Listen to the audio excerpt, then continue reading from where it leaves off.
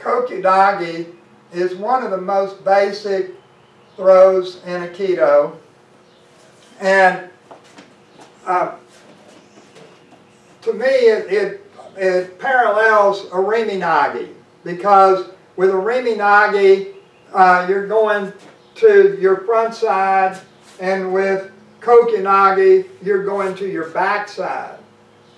So the way this is normally practiced, your partner grabs your wrist here, you step to the front. You don't have to step to the front, you can step to the rear, but the formal kata, you step to the front. This elbow comes straight in here like it would with Tai no Hinko, like this basic Tai no Hinko exercise here. This elbow comes in there, and this ends up being fairly important, and you'll see why in a few minutes. And then, as I step, at this point I've entered, I've come to here. Now I come through it, and you throw your partner, and this is the basic practice. So for us, practicing this way is a study in breaking structure. So I come here, I enter to this point. Now, as I step through, my leg is going to step here and just brush his leg. This, the way I normally do this, it's extremely subtle, so that he doesn't become aware of it. All he's aware of is what this arm is doing, and people watching it are not aware of it. If they see that I touched him, they think it was an accident, that it's not part of the throw. But this touch helps break his structure. And so as that leg touches, I'm here. Now, I could come straight into him, but it seems to work better if you rotate him here, and that rotation really helps to break his structure. Rotating your partner like that to break structure is a fundamental part of Aikido. So there are three things happening here in breaking structure. One thing is I'm pushing with my leg here. The other is I've got this rotation. And the other is I'm squatting and crushing him down into the floor.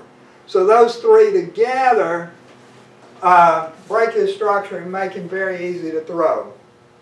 So that's the basic technique. Now, the way you see O-sensei practicing mostly, and he doesn't do this one near as much as he does Ariminagi, but the way he practices,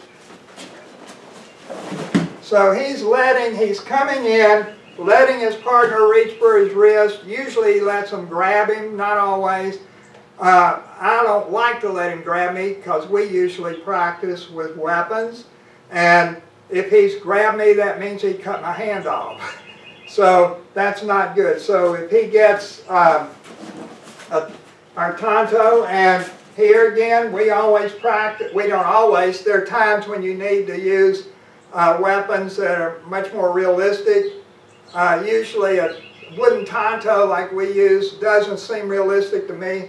If I'm trying to take a knife, if I'm practicing actually taking a knife here, which we're not doing right now, then it helps to have something that's a real knife. You know, maybe dull so that you don't accidentally cut your fingers, but you want something that's as much like a real knife as you can, if you're, so that you know whether you're cutting your fingers off or not.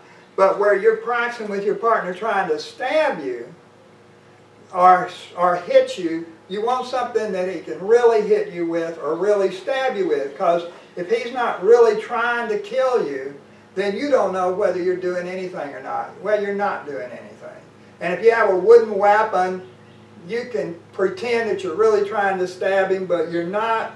Most of us are not going to actually kill our practice partners. Thankfully, nobody I practice with does. I'm still here. So, because we die a lot. So, now back up a little more. You should be at your standard spacing. Now, one other thing to mention here is that when you're practicing, if I always go the same side, then he'll know I'm going there, and he won't even pay any attention to what I'm doing. He's just going to stab where I'm going. or turn the knife sideways or something to get me where I'm going. He's not going to even pay attention. So I have to alternate this. So if I'm going to make my initial step like this or like this, then I have to do it the same thing going to the other side. So I'd have to do something like this and you know, do a throw like using that Ariminagi type entry, so that he doesn't, I have to randomly mix them up. I can't do 2 of one and 2 of the other like you normally do in a keto practice, because your partner knows what you're going to do and you'll always get killed. So what happens here then is I'm coming here, and that's the throw. And this, so that's, now you can understand why the arm comes in like it does. When I step here, I'm coming at his face. I want him to see this hand. And particularly, hopefully in a real fight, people would be more alert and more serious about trying to kill you. But in a keto practice, you know, you're doing this hundreds of times in a class, and you tend to be a zombie and go to sleep or something like that. You're not paying attention to what's going on. So I've got to get his attention. So this comes here. Now he's going to come with the knife, probably try to cut my hand or try to stab me. At this point, I've stepped with this back foot. I'm right where I was. I'm right in front of the knife. Now I fold this arm, and folding this arm makes my body pivot. And now this elbow is coming at him, and he sees his arm in his face. This fills up his vision. He doesn't see where my body goes. This is super important, because if he doesn't know where I went, it's very hard for him to try to stab me there. He'll follow this target. And then we go ahead and break structure just like we did before. This comes up and hits. And notice I have my other hand there. Now, if you want to make this more martial, now this is your basic leading. This is what I think O-Sensei did most of the time, and everything he did was this kind of leading. I know everybody talks about leading in Aikido all the time, and they do a lot of things that aren't this, that they call leading. And I guess maybe it is a kind of leading, I won't get into that, but this is what I think O-Sensei did. So, but you can do some other things here. As you come in and make this first step, you can step on his foot. And you can hit him in the throat here.